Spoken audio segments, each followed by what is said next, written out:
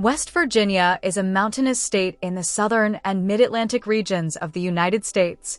It is bordered by Pennsylvania and Maryland to the northeast, Virginia to the southeast, Kentucky to the southwest, and Ohio to the northwest. West Virginia is the 10th smallest state by area and ranks as the 12th least populous state, with a population of 1,769,979 residents. The capital and most populous city is Charleston, with a population of 49,055. West Virginia was admitted to the Union on June 20, 1863, and was a key border state during the American Civil War. It separated from Virginia and was one of two states, along with Nevada, admitted to the Union during the Civil War. Some of its residents held slaves, but most were yeoman farmers, and the delegates provided for the gradual abolition of slavery in the new state constitution. The state legislature abolished slavery in the state, and at the same time ratified the 13th Amendment abolishing slavery nationally on February 3, 1865. West Virginia's northern panhandle extends adjacent to Pennsylvania and Ohio to form a tri-state area, with Wheeling, Weirton, and Morgantown just across the border from the Pittsburgh metropolitan area.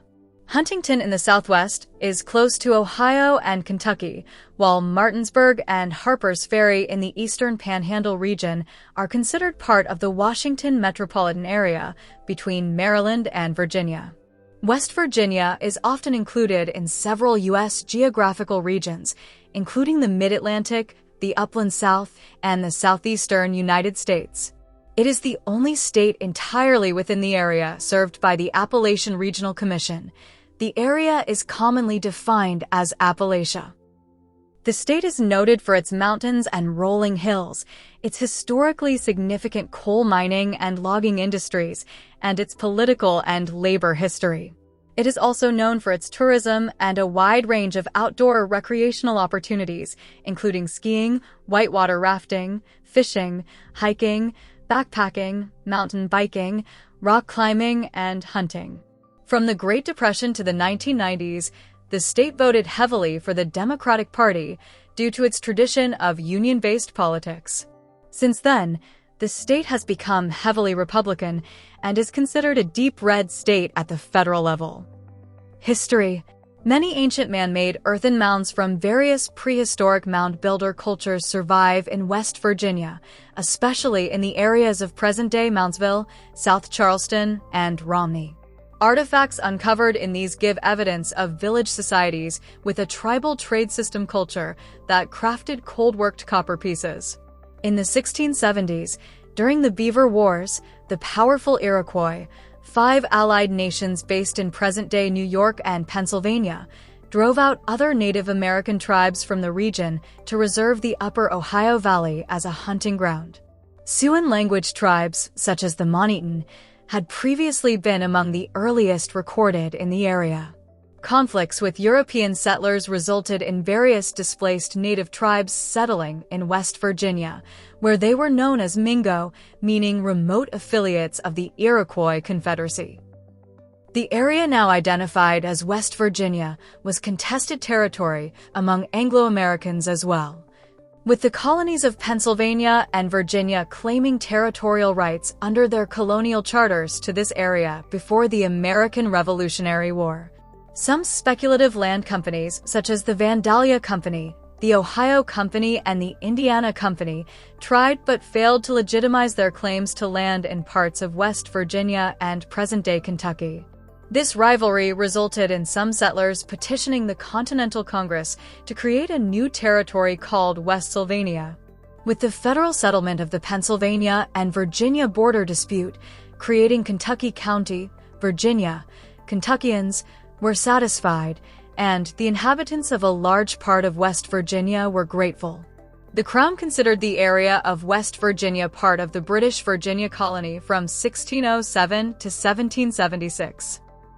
The United States considered this area the western part of the state of Virginia, commonly called Trans-Allegheny Virginia, from 1776 to 1863, before West Virginia's formation. Its residents were discontented for years with their position in Virginia, as the government was dominated by the planter elite of the Tidewater and Piedmont areas. The legislature had electoral malapportionment based on the counting of slaves toward regional populations, and Western white residents were underrepresented in the state legislature. More subsistence and yeoman farmers lived in the West, and they were generally less supportive of slavery, although many counties were divided on their support. Residents of that area became more sharply divided after the planter elite of Eastern Virginia voted to secede from the Union during the Civil War. Residents of the western and northern counties set up a separate government under Francis Pierpont in 1861, which they called the Restored Government. Most voted to separate from Virginia, and the new state was admitted to the Union in 1863. In 1864, a state constitutional convention drafted a constitution, which was ratified by the legislature without putting it to popular vote. West Virginia abolished slavery by a gradual process and temporarily disenfranchised those who had held Confederate office or fought for the Confederacy.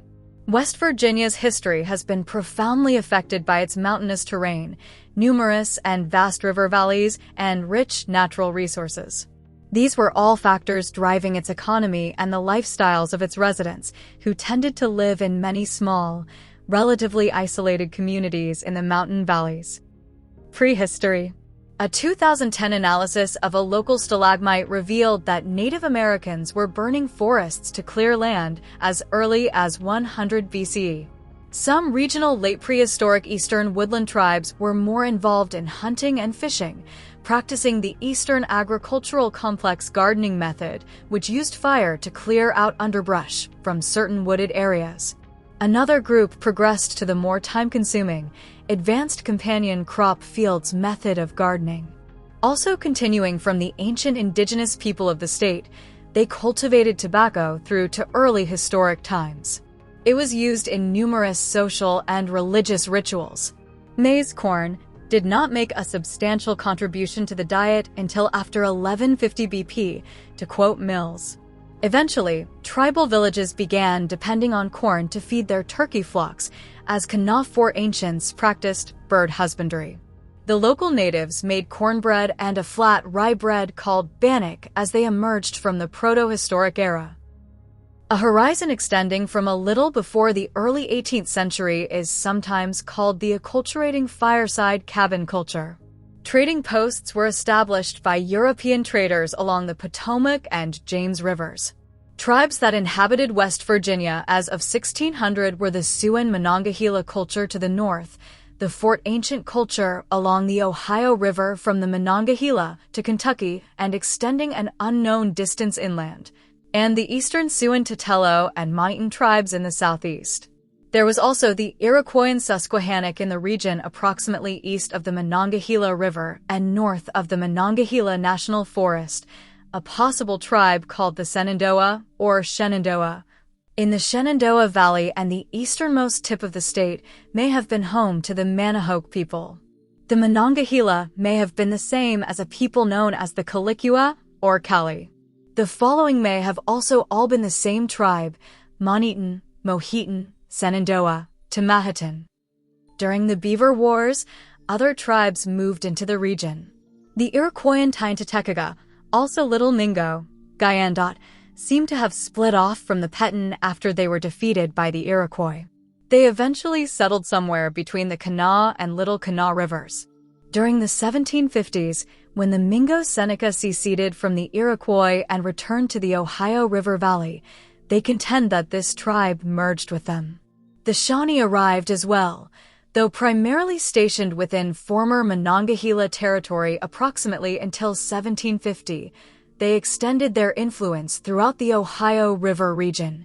They were West Virginia's last native tribe and were driven out by the United States during the Shawnee Wars, 1811 to 1813.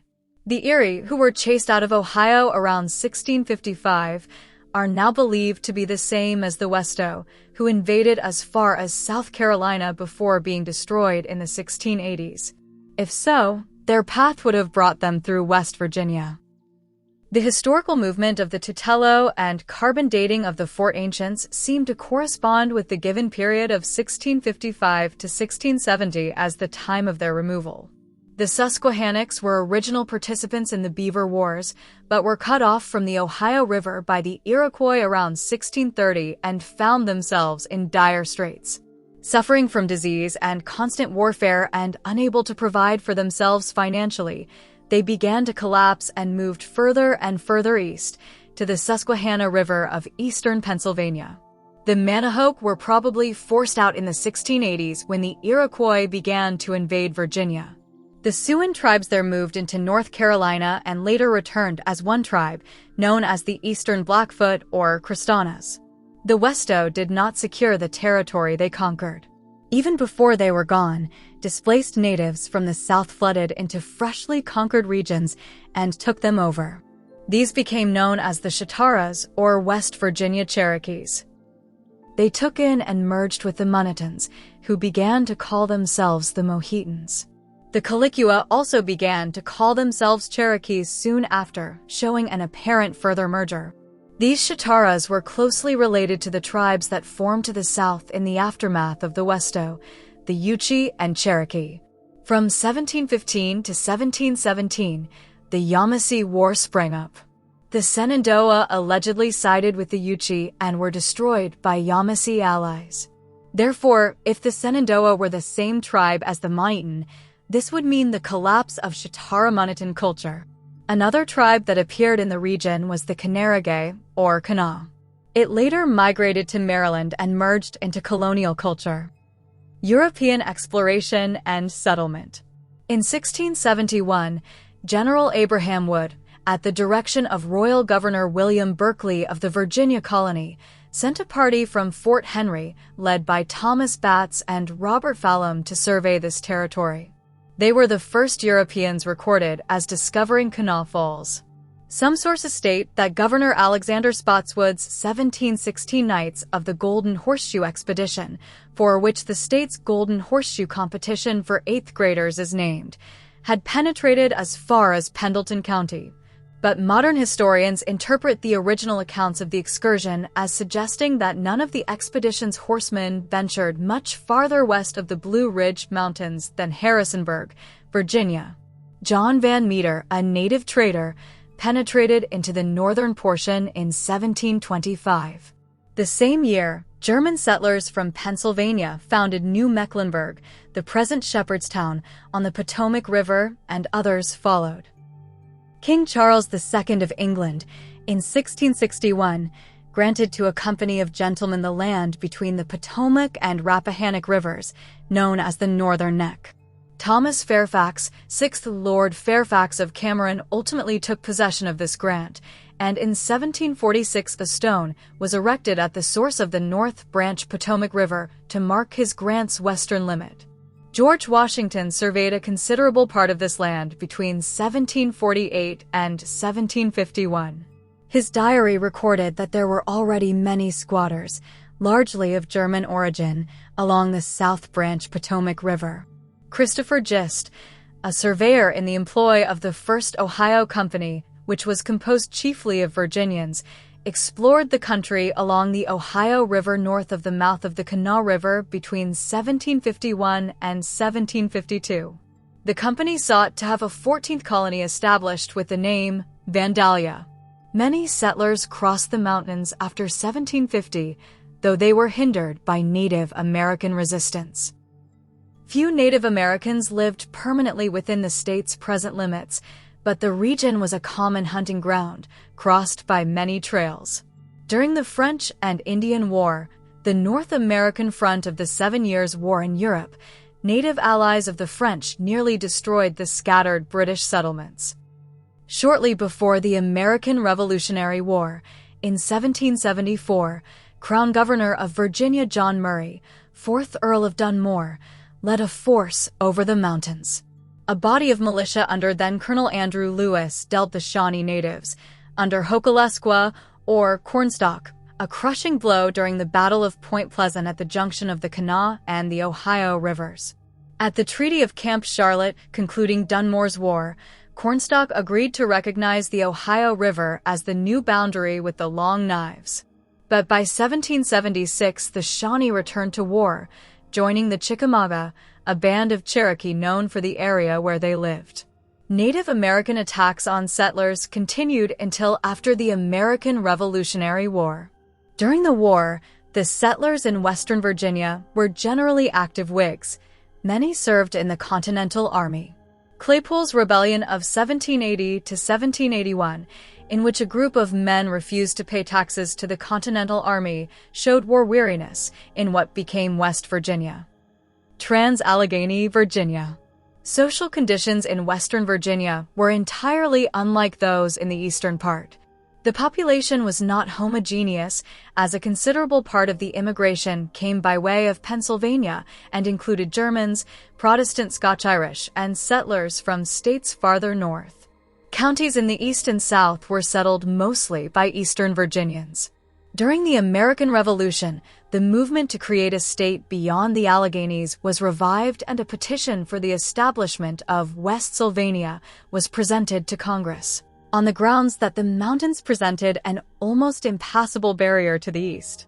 The rugged terrain made slavery unprofitable, and time only increased the social, political, economic, and cultural differences, see Tuckahoes and Cohees, between Virginia's two sections.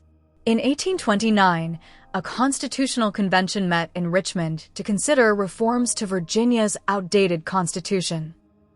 Philip Doddridge of Brooke County championed the cause of Western Virginians who sought a more democratic frame of government, but Western reforms were rejected by leaders from east of the Alleghenies who clung to political power in an effort to preserve their plantation lifestyles dependent on enslaving blacks. Virginia leaders maintained a property qualification for suffrage, effectively disenfranchising poorer farmers in the West whose families did much of the farm work themselves. In addition, the 1829-30 convention gave slaveholding counties the benefit of 3/5 of their slave population in apportioning the state's representation in the U.S. House of Representatives. As a result, every county west of the Alleghenies except one voted to reject the Constitution, which nevertheless passed because of Eastern support. The Eastern planter elite's failure to make constitutional reforms exacerbated existing East-West sectionalism in Virginia and contributed to its division. The Virginia Constitutional Convention of 1850-51, the Reform Convention, addressed a number of issues important to Western Virginians. It extended the vote to all white males 21 years or older. The governor, lieutenant governor, the judiciary, sheriffs, and other county officers were to be elected by public vote. The General Assembly's composition was changed. Representation in the House of Delegates was apportioned based on the census of 1850, counting whites only. The Senate representation was arbitrarily fixed at 50 seats, with the West receiving 20 senators and the East 30. This was made acceptable to the West by a provision that required the General Assembly to reapportion representation based on the white population in 1865, or else put the matter to a public referendum. But the East also gave itself a tax advantage in requiring a property tax at true and actual value, except for slaves. Slaves under age 12 were not taxed, and slaves over that age were taxed at only $300, a fraction of their true value, but small farmers had all their assets, animals, and land taxed at full value. Despite this tax and the lack of internal improvements in the West, the vote was 75,748 for and 11,063 against the new Constitution. Most of the opposition came from delegates from eastern counties who did not like the compromises made for the West. Given these differences, many in the West had long contemplated a separate state. In particular, men such as lawyer Francis H. Pierpont from Fairmont had long chafed under the Tidewater and Piedmont slaveholders' political dominance. In addition to differences over slavery, he and allies felt the Virginia government ignored and refused to spend funds on needed internal improvements in the West, such as turnpikes and railroads. Separation from Virginia. West Virginia was the only state in the Union to separate from a Confederate state, Virginia, during the Civil War. In Richmond on April 17, 1861, the Virginia Secession Convention of 1861 voted to secede from the Union, but of the 49 delegates from the northwestern corner, which ultimately became West Virginia, only 17 voted in favor of the Ordinance of Secession, while 30 voted against, with 2 abstentions.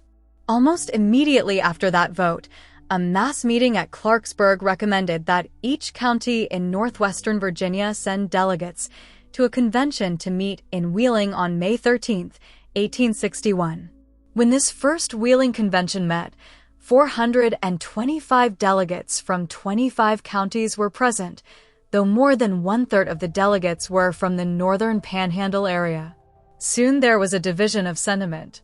Some delegates, led by pro-union slave owner John S. Carlisle, favored the immediate formation of a new state, while others, led by Whiteman Wiley, argued that, as Virginia's secession had not yet been passed by the required referendum, as happened on May 23, such action would constitute revolution against the United States. The convention decided that if Virginians adopted the secession ordinance, of which there was little doubt, another convention, including the members-elect of the legislature, would meet in Wheeling in June 1861. On May 23, 1861, secession was ratified by a large majority in Virginia as a whole.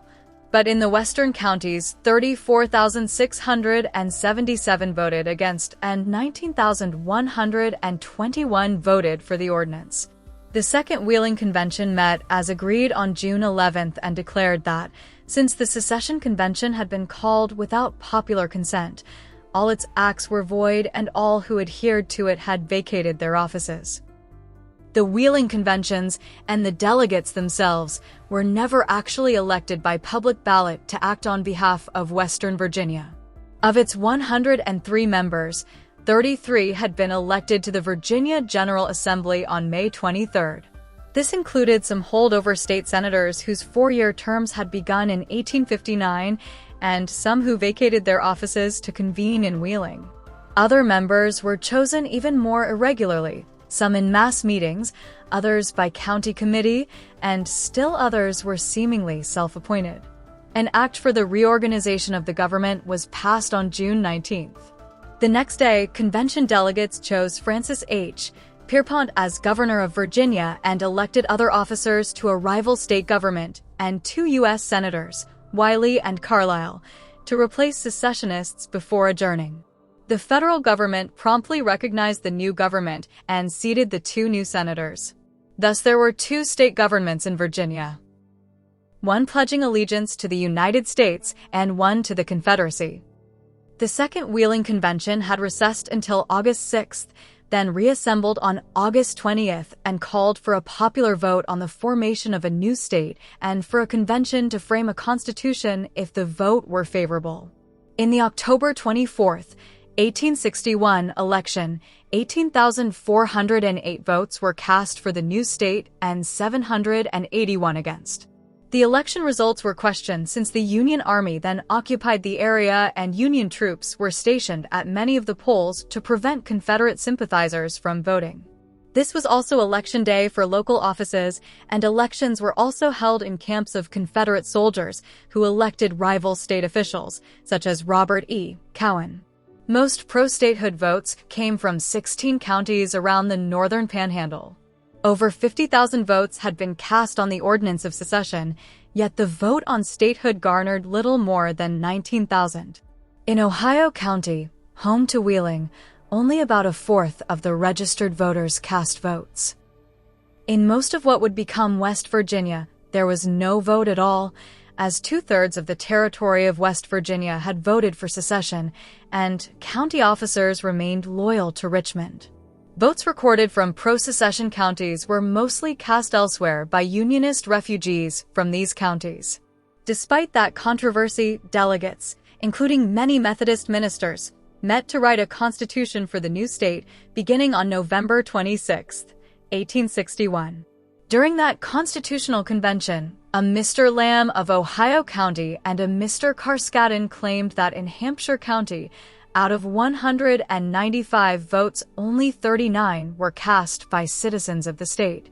The rest were cast illegally by Union soldiers. One of the key figures was Gordon Battelle, who also represented Ohio County and who proposed resolutions to establish public schools, as well as to limit the movement of slaves into the new state and to gradually abolish slavery. The education proposal succeeded, but the convention tabled the slavery proposals before finishing its work on February 18, 1862. The new constitution was more closely modeled on Ohio's than Virginia's, adopting a township model of government rather than the courthouse cliques of Virginia, which Carlisle criticized, and a compromise demanded by the Kanawha region. Charleston lawyers Benjamin Smith and Brown allowed counties and municipalities to vote subsidies for railroads or other improvement organizations. The resulting instrument was ratified, 18,162 for and 514 against, on April 11, 1862. On May 13, 1862, the state legislature of the reorganized government approved the formation of the new state. An application for admission to the Union was made to Congress, introduced by Senator Whiteman Wiley of the restored government of Virginia. Carlisle sought to sabotage the bill, first trying to expand the new state's boundaries to include the Shenandoah Valley, and then to defeat the Wiley Amendment at home.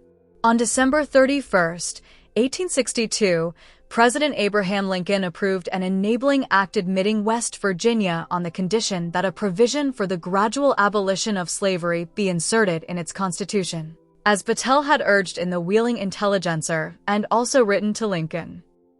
While many felt West Virginia's admission as a state was both illegal and unconstitutional, Lincoln issued his opinion on the admission of West Virginia, finding that the body which consents to the admission of West Virginia is the legislature of Virginia, and that its admission was therefore both constitutional and expedient.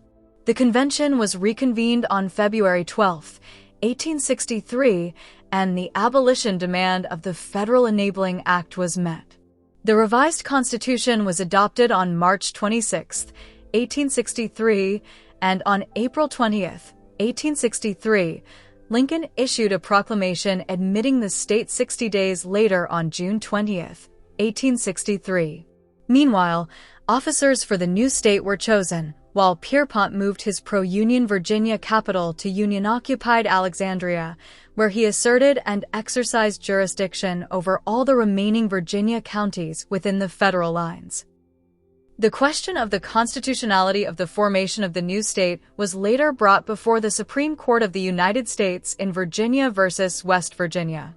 Berkeley and Jefferson counties, lying on the Potomac east of the mountains, voted in favor of annexation to West Virginia in 1863 with the consent of Virginia's reorganized government. Many voters of the strongly pro-secessionist counties were absent in the Confederate Army when the vote was taken and refused to acknowledge the transfer when they returned. The Virginia General Assembly repealed the Act of Secession and in 1866 brought suit against West Virginia, asking the court to declare the counties part of Virginia, which would have made West Virginia's admission as a state unconstitutional. Meanwhile, on March 10, 1866, Congress passed a joint resolution recognizing the transfer. The Supreme Court decided in West Virginia's favor in 1870. Claims by Maryland. The original charters for Maryland and Virginia were silent as to which branch of the Upper Potomac was the boundary. This was settled by the 1785 Mount Vernon Conference. Nevertheless, when West Virginia seceded from Virginia, Maryland claimed West Virginia land north of the South Branch, all of Mineral and Grant counties and parts of Hampshire, Hardy, Tucker, and Pendleton counties. The Supreme Court rejected these claims in two separate decisions in 1910. In the Civil War. During the Civil War, Union General George B. McClellan's forces gained possession of the greater part of the territory in the summer of 1861, culminating at the Battle of Rich Mountain, and Union control was never again seriously threatened. In 1863, General John D. Imboden, with 5,000 Confederates, raided a considerable portion of the state and burned Pierpont's library, although Wiley escaped their grasp. Bands of guerrillas burned and plundered in some sections and were not entirely suppressed until the war ended. The eastern panhandle counties were more affected by the war, with military control of the area repeatedly changing hands. The area that became West Virginia actually furnished about an equal number of soldiers to the Union and Confederate armies, about 22,000 to 25,000 each. In 1865, the Wheeling government found it necessary to strip voting rights from returning Confederates in order to retain control.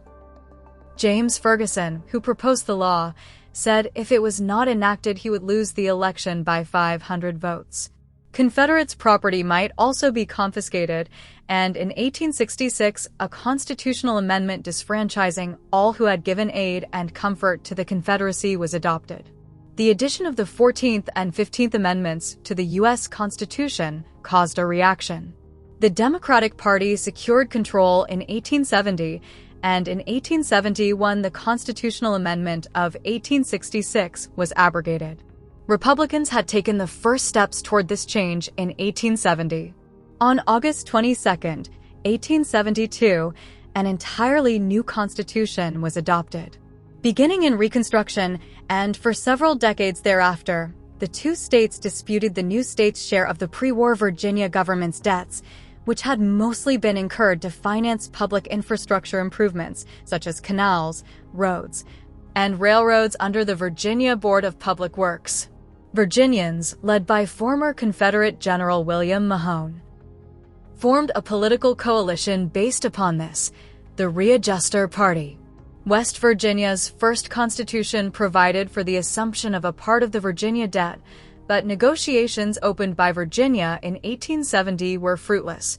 And in 1871, Virginia funded 2/3 of the debt and arbitrarily assigned the remainder to West Virginia.